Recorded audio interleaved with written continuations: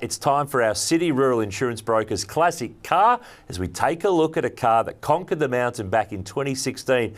It's the TEKNO Autosports Commodore of Will Davison and Jonathon Webb, the winner of the closest finish competitive-wise in great race history.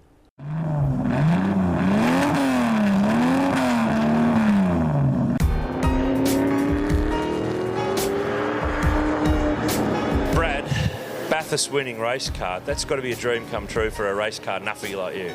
Absolutely, yeah. Never thought I'd get the opportunity to be the custodian of such an awesome piece of history. Certainly with that car of the future era, my opinion is really it's one of the best eras around where all of the icons were driving these cars, and it was fantastic motorsport. Where were you at Bathurst in 2016 when this thing won the race? Do you remember the race vividly? What stands out to you?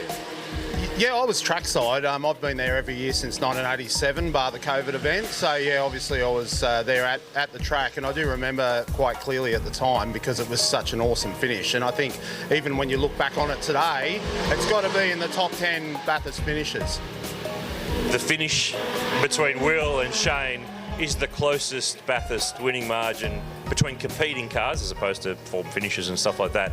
So your car's in the record books for hopefully a very long time here, not just for being a winner, but the winner of the closest race. Yeah, that's exactly right. So yeah, it was sort of one of those potentially Bradbury moments that they talk about, but nonetheless, the history books certainly reflect what happened there on that day, and it's a winner. So how do you come to end up with this car? What's the process of becoming the custodian of Bathurst 1000 winner?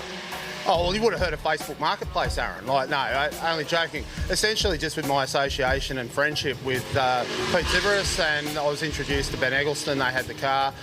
Essentially, Pete was at my place one Sunday morning and simply said, hey, would you like to own a Bathurst winner? And of course, the answer to that was categorically yes. But then the reality set in, you've got to actually pay for one of these things. So yeah, that was how it happened, literally. Because Pete's mindset was, it would be good to have some of his mates have some of the cars so we can all go out and do events like this, because I guess you can only drive one at once.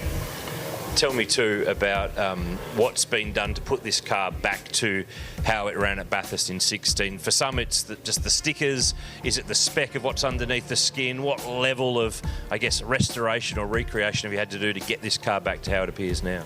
Yeah, so Eggleston's undertook the restoration, and anyone that's seen any of Ben's workmanship in the past would understand his enormous attention to detail. So when you have a look at the car, it's now exactly how it was when it crossed the line at Bathurst, and of course when it's probably better than it was when it sat on the grid. So what they did do though is full external restoration on it, which included all the paintwork, the livery and all the rest of it. But what's quite interesting when you look inside the car, it's just been cleaned. So it wasn't like it was fully painted inside. So it left a lot of, I guess, that original patina in there, which sort of adds to it. There was a point where this car appeared at the Adelaide Motorsport Festival with a Formula One guest driver at the wheel. I mean, how does it go when you hand over your Bathurst winning baby to a Formula One driver? I mean, that doesn't happen very often. No, look, it was, I guess, an experience to say the very least. Yeah, it's not every day you do get an F1 driver in your car. At the same time, I suppose he certainly tested Kenny's KRE engine and the drivetrain on the day, but it certainly held up to it, and we haven't had to do anything to it at the moment, yeah, apart from some minor maintenance, but we did have KRE give it the okay, so, and Eggleston's as well. So yeah, it's fine. Some of Valtteri's best work. What's this thing like to drive? You've driven touring cars and V8 supercars before, but what's this thing like to drive? Look, the previous supercar, which I still own, is the ex-John Faulkner Holden Young Lions car, which is a VX. And when I got into that, previously I'd had Porsche GT3 Cup cars, and, you know, being quite aero-reliant cars, you jump into that, and I thought, oh, wow, you know, this thing's moving all over the place. It's everything what you thought it'd be. And then I remember distinctly when we were at Winton and we did the handover, we had Tim Slade there, and Pete had one of his cars, and when we pulled in the pit lane after about 3 or 4 laps, Pete walked up to me, and I think I had a face like a split watermelon under the helmet, and he said, what have we been doing mucking around with all these really old S-boxes?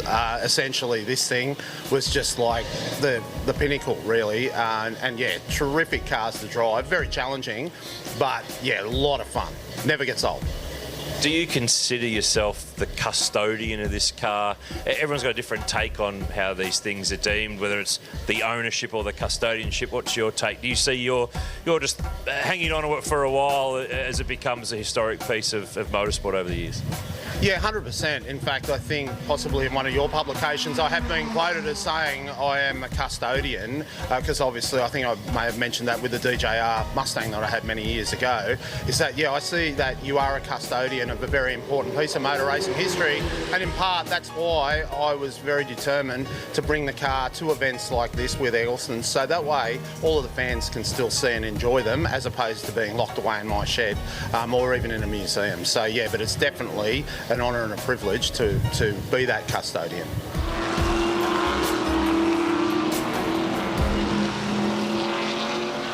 Great to look back on a classic Bathurst 1000 winner, and we really appreciate too the support of City Rural Insurance Brokers and Andrew Bender and the team here on the Undercut.